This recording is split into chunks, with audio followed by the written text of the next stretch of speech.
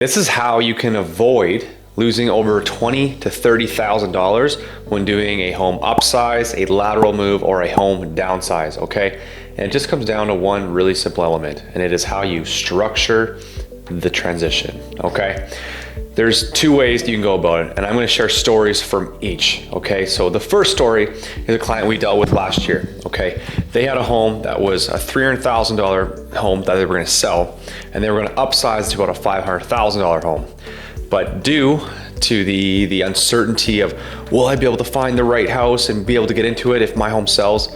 They were adamant that they go and look at the market, find a home first to buy, and then list their property. So that's what we did. We went out and we searched for about 2 weeks, found the right property. We made an offer on it subject to the sale of their house, and we ended up having to pay about $495 for it. So we only got a $5,000 discount from the list price. In saying that, it was the exact home that they wanted. They were super excited about it. So then there was desperation in a sense when it came to selling their property. So what we could have otherwise listed at $300, they decided to list at $290, and we were on the market for about 3 weeks before we got an offer. And then that offer came in around that $270 mark, and we ended up selling for about $275. Okay, so there was about a $25,000 discrepancy from where they could have listed at and sold for, and they only got about a $5,000 haircut on the property that they bought. So all in all, when we consider that they could have probably bought that home for a little bit less because the seller would have had more confidence in the fact that, hey, this home is a confirmation of sale, not a subject to sale. So less conditions, less timelines, less uncertainty.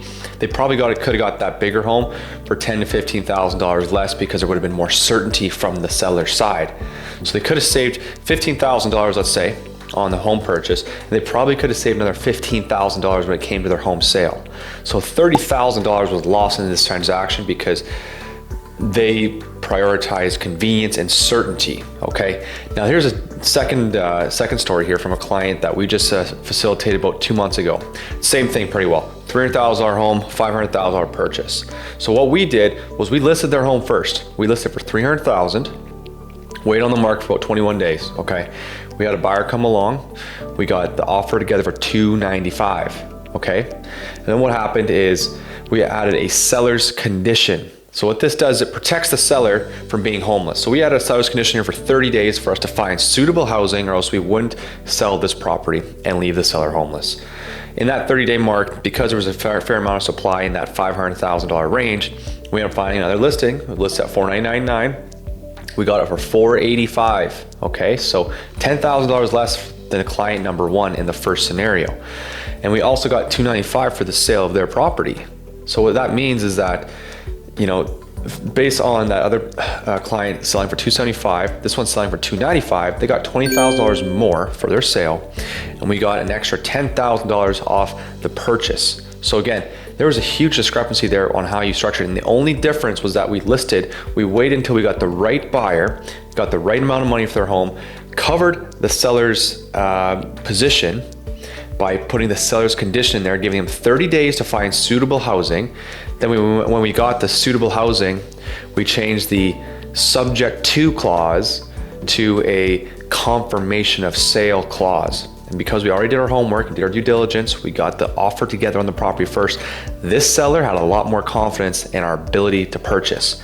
And right there, guys, it was a really easy way. We saved a transitional family $30,000 by just facilitating and structuring it for best financial gain. So I just want to go over that because that's a huge misconception. A lot of people right now are wanting to find the home, then list theirs, but financially it is a very bad move. Okay, if your main goal is convenience, then yes, that's the best way to structure it. But a lot of people prioritize their financial interest, and there's a second way of doing it, which can be much more efficient, save you a lot more in the long run. So I just want to do a quick video, and I want to go over that with you guys here today. Thanks so much for watching. If you have any questions at all, please reach out to us.